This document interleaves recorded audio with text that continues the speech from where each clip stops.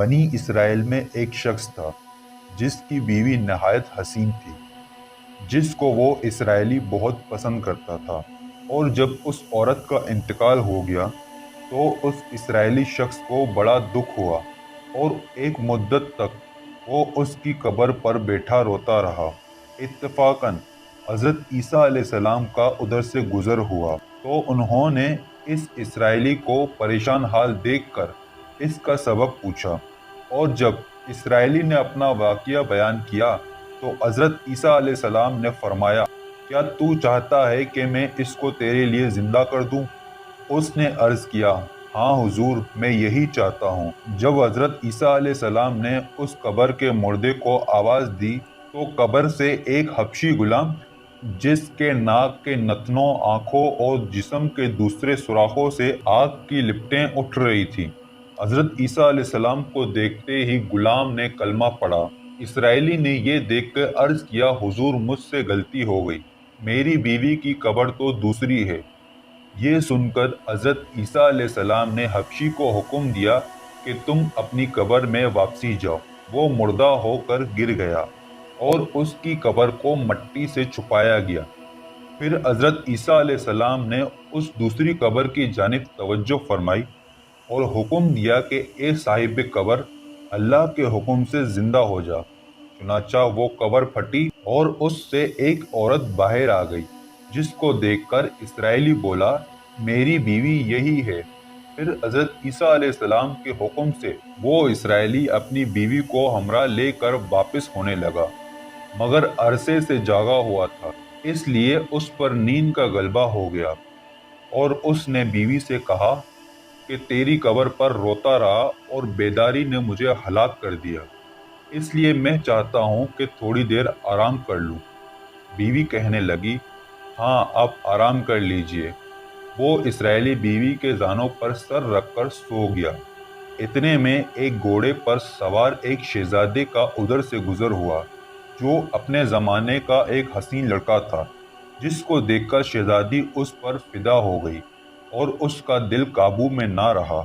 اس نے سر زانوں سے نیچے رکھا اور محبت و عشق سے مجبور ہو کر شہزادے کے سامنے جا کھڑی ہوئی۔ ادھر جیسے ہی شہزادے کی اس پر نظر پڑی، وہ بھی اس پر فدا ہو گیا اور عورت کی خواہش پر اس کو اپنے گھوڑے پر بٹھا کر لے گیا۔ اس کے شوہر نے بیدار ہو کر جب اپنی بیوی کو نہ پایا تو نہایت پریشان ہوا اور اسے ڈھونڈنے کی ترکیب سوچنے لگا۔ سوچتے سوچتے آخر اس نے قدموں کے نشانات پر چل کر اپنی بیوی کو تلاش کر لیا، جو شہزادے کے پاس پہنچ چکی تھی۔ اس کو دیکھ کر اسرائیلی نے شہزادے سے عرض کیا کہ یہ میری بیوی ہے، اس کو چھوڑ دیجیے۔ ابھی شہزادے نے کچھ کہا بھی نہیں تھا کہ اس عورت نے کہا کہ میں تیری بیوی نہیں بلکہ شہزادی کی لونڈی ہوں۔ یہ سن کر شہزادہ کہنے لگا، مجھ سے میری لونڈی کو لینا چاہتے ہو؟ اس نے کہا، خدا کی قسم، یہ میری بیوی ہے، جس کو میرے سردار حضرت عیسیٰ علیہ السلام نے مرنے کے بعد میرے لیے زندہ کیا ہے۔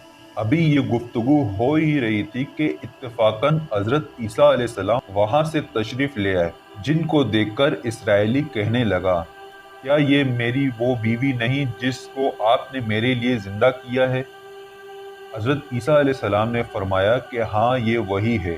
یہ سن کر عورت کہنے لگی، یا روح اللہ، یہ شخص جھوٹا ہے، میں اس شہزادی کی لونڈی ہوں۔ حضرت عیسیٰ علیہ السلام نے فرمایا، کیا تو وہ عورت نہیں جس کو میں نے اللہ کے حکم سے زندہ کیا ہے؟ عورت نے کہا، باخدا، میں وہ نہیں ہوں۔ اس کے بعد حضرت عیسیٰ علیہ السلام نے فرمایا، جو جان خدا کے حکم سے میں نے تجھے دی ہے، اس کو واپس کر دے۔ یہ سنتے ہی وہ عورت پھر سے مردہ ہو کر گر پڑی۔ پھر حضرت عیسیٰ علیہ السلام فرمانے لگے کہ جو شخص ایسے آدمی کو دیکھنا چاہتا ہے جو کافر مرا تھا اور زندہ ہو کر ایمان لایا ہو، تو وہ اس حبشی غلام کو دیکھ لے، اور جو کوئی ایسے شخص کو دیکھنا چاہتا ہو جو مومن مرا تھا، پھر اللہ نے اس کو زندہ کیا اور کافر ہو کر حالات کفر میں مر گیا، تو وہ اس عورت کو دیکھ لے۔ اس واقعے کو دیکھ کر اسرائیلی نے قسم کھائی کہ اب کبھی نکاح نہیں کروں گا، اور میدانوں کی طرف نکل گیا جہاں اللہ تعالیٰ کی عبادت میں مصروف رہ کر اسے موت آ گئی۔ اللہ تعالیٰ اس پر رحم فرمائے۔ نبی اور رسول کے اقرار اور انکار کا نتیجہ اس حقائق سے ظاہر ہوتا ہے اور سبق ملتا ہے کہ کامیابی اپنے نبی کی اطاعت و محبت سے ہی مل سکتی ہے۔